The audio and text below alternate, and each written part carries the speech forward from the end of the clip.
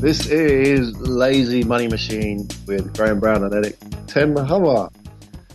So, the last podcast you listened to, we talked about commitment. This one we want to follow on and talk about goals.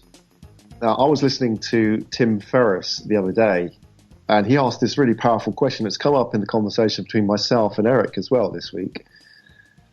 And it seems like an obvious question, but it's one that sort of forces you to break out of all of your constraints. And I've been thinking seriously about this question this week, and maybe you will too. So here goes.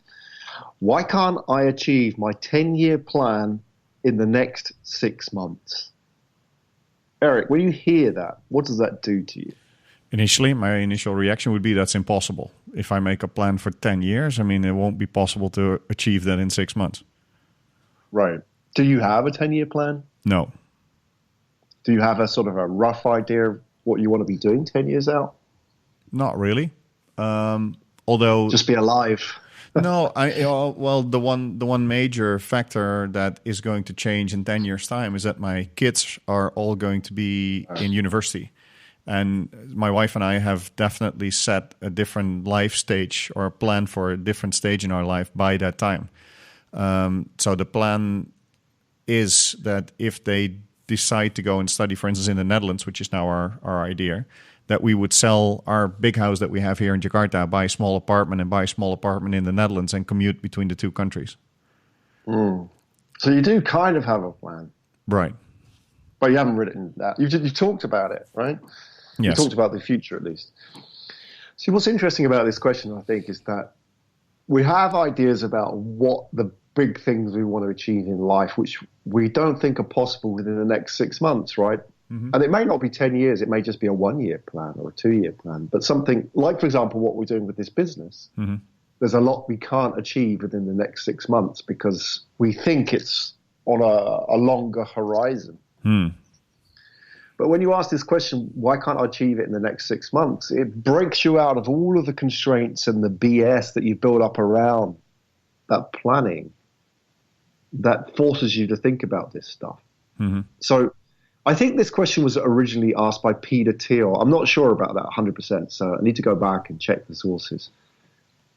But for myself, it's like, I have an idea of what we want to do in the future as a family. We want to go and live in a new country. It could be Singapore, it could be Thailand, and that's our future. But why can't we achieve that in the next 6 months? And I think, I think the reason we can't achieve it in the next 6 months is because I'm scared. That honestly comes down to it. It's like, oh no, it's happening too soon. Do you ever get that when you have a goal and somebody said, what happens if this could happen tomorrow? You sort of get a little bit scared about the whole thing. Maybe it's just me. Do you ever feel like that? Yeah, absolutely. I have the same thing. I'm a born procrastinator, and I'm fighting for the last 46 years to beat that demon in myself. So, that's like, Are you winning? Slowly. I'm as a procrastinator would, slowly. I'm suppressing it as much as I can. And but I think,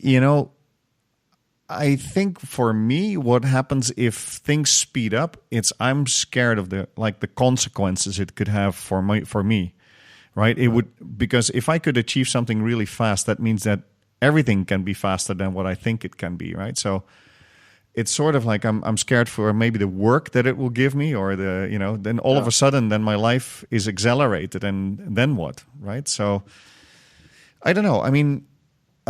I think it's super healthy to think this way, and I certainly will join your journey in thinking about how to speed things up. And I think in general, it gives a lot of positive energy if you do get things done faster. Honestly, we spoke about it in the last podcast, but getting our book done in a couple of months, that was like, how on earth did we do that? Right. And it is definitely possible. And it wasn't like we worked night and day to get it done. Yes, we worked hard on it, but it was in that specific situation, it was the process of committing and getting rid of all the bullshit arguments why it can't be done, and find a method or find a way to do it. Yeah. That last part about finding the method is important, isn't it? Because you have a concept, about what it should look like. And often you talk to people and, I'm writing a book. Oh, that's going to take you years because so-and-so wrote a book and it took him years, right? So we kind of have that idea of what a book process looks like, and it takes 2 years because that's what everybody else does. So when you start going about it yourself, you have in your mind 2 years or whatever. So when we do it, it's tough, isn't it? Because your mind's already set on that idea of 2 years because you've been talking to people or you've absorbed stuff around you. So you have to ask that, that's the point about what's the process. You have to ask that question, well, if we did it in 2 months, what would it look like? And you've got to kind of like flip it on its head, haven't you? Like the whole idea of achieving a goal in a short period of time is saying, well, within that goal, maybe there's a 20% that you can focus on and just focus on that 20% of it. Okay, you're not doing all of it, all of the goal, but just the 20%. And if you just focus on that, maybe you could get it done in 2 months.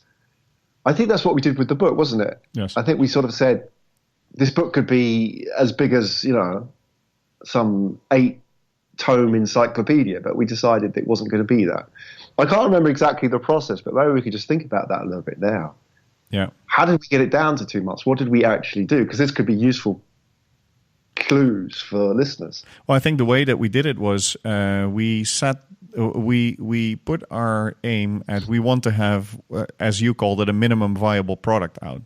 So we wanted to have a book that was valuable, but had really the core message of what we wanted to bring. And then we created a framework that the book would have 2 parts. One would be the part about lifestyle, and then the part about where we tell and explain how you can achieve the financial support to live that lifestyle. And then we basically split the whole thing up, and we got to work, and we basically, planned out, okay, it needs to have 2 chapters a week or a day. I forgot how we did it, but just basically write the thing within the time frame that we had. So it was quite simple, actually, how we in the end got there. You want to listen to somebody that has something interesting to say about setting goals? I found something. What, we don't? Sorry, no, we are interesting, but no, I found another person who has something. All right. Yeah. I want to talk a little bit about goals on the line of how do you lose 37 pounds and write a book. I'm just going to kind of give you that as an example. For 24 years of my adult life, by choice, I weighed well over 200 pounds. I say by choice because, you see, I have never accidentally eaten anything. I mean, it's always been deliberate.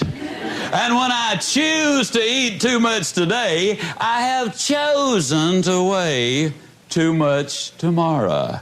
You can choose to set goals and realize your potential, or you can choose not to set them. Now, if you choose not to set them, you got to understand that the consequences are not going to be good down the road. For 24 years, I was going to lose that weight. As a matter of fact, in 24 years, I lost several thousand pounds of weight. How many of you already know exactly what I'm talking about? But it wasn't until I wrote it down, put a date on it, listed the obstacles I had to overcome, identified the people, the groups, the organizations I needed to work with, spelled out a plan of action, set that time limit in there, and identified all of the benefits to me. It was only when I did that that the goal became a reality, and I lost the weight. For 10 or 15 years, I was going to write a book. You know anybody who's going to do just a whole lot of things, folks? I was going to write a book. But it wasn't until I got busy writing the book and writing the plans first before the book ever materialized. Zig Ziglar. Yeah, I love him. Sales coach extraordinaire. He's no longer, unfortunately. Yeah. He was more than a sales coach, but yeah, he was amazing man. In terms of his speaking as well. Yeah, you listen how he speaks. It's quite interesting. So anyway, I found this today. It fits perfectly with what we're talking about. What he says is, if you keep talking about it, nothing happens. If you make a plan, set out a date, and identify the steps you need to take and the people you need to be with to achieve it, that's when it gets done. I think there's a story that he tells now that, I hadn't listened to Zig Ziglar for over 10 years, but now that you play it, it all sort of comes back. There's a story that Zig Ziglar tells where his wife and himself, they're thinking about buying a house and they're just starting out, and they find this house which they absolutely love, and they can't afford it, but they decide that they're going to make it happen. Okay. So, they go and look at this house and they look around and it's just amazing. It's well beyond their expectations in terms of what everybody they know lives in, but they just absolutely wanted it. And they didn't have the money for it, but they said they'll buy it. And it's just interesting, isn't it? It sort of goes back to that whole riff of commitment that we talked about, and the whole idea of achieving your 10-year goal within the next 6 months. Maybe they can afford it, but what was secretly holding them back was fear. Yeah. And actually going in and saying, we're going to do it. It all worked out. They found the money to make it happen. Yeah, and I think that's the power of I think Grant Cardone calls it 10x, right? That's the power of making your goals. Basically, what you're doing is you're not making your goals bigger; you're just speeding them up, right? And by you setting a goal of speeding them up, you need to think about alternative methods. You need to think out of the box on how to achieve it. Because if you would do your 10-year plan, you would take slow steps and get there slowly. But if you want to do that in 6 months, you need to take drastic different ways of doing things. And I think that makes you reevaluate how you approach it and how you can achieve your goals. I think that's really powerful. Finding a different way. Yeah. And Zig Ziglar thoroughly recommended as well. If you haven't discovered him yet, he was like one of the originals. I mean, we all know people like Tony Robbins these days, but he was, I guess because of Zig Ziglar and his generation, we have people like Tony Robbins. Yeah, today we're recording a couple of episodes. We'll really go back to the classics. I have some other things that we're going to look at later, because I just exactly did that. I wrote down, how can I grow in creating content for anybody, for this podcast, for training materials, etc. And I wrote down on a piece of paper at the beginning of the week saying, study the greats, right? So I made this list, and I came back to the old guys, right? And we'll have some more material. Why did you want to study the greats? Because these guys were the start of the current generation speakers and the current generation, motivators. I hate that word, but basically performance coaches. And these guys all use the materials of these classics.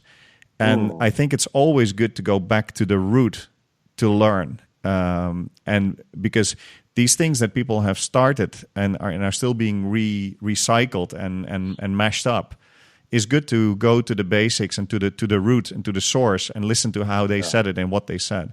And it was amazing. I mean, today I went through lots of these classics, and it's nice. It's really good. Do you have any particular favorites, people that you always go back to? Today I got captured by Jim Rohn. Because how he speaks. And what I learned from him today is he drops pauses in his speaking. And these pauses are as important as the words that he says. Because the pauses make you absorb and work on what he was saying. So anyway, we'll deal with him a bit later today. So there you had it. It was setting goals, how to get your goals done, I think, faster, that was... how can you achieve them in the next 6 months, your 10-year plan, or anything really, by making a commitment and just asking the question. It's the what if question, isn't it? That's what we want to do. It's get yourself out of the way of thinking that we've absorbed from everybody else. Ask the what if questions. It's a powerful question. But be prepared for things to fall apart beautifully. This is the Lazy Money Machine. Graham Brown, Erik ten Hagel.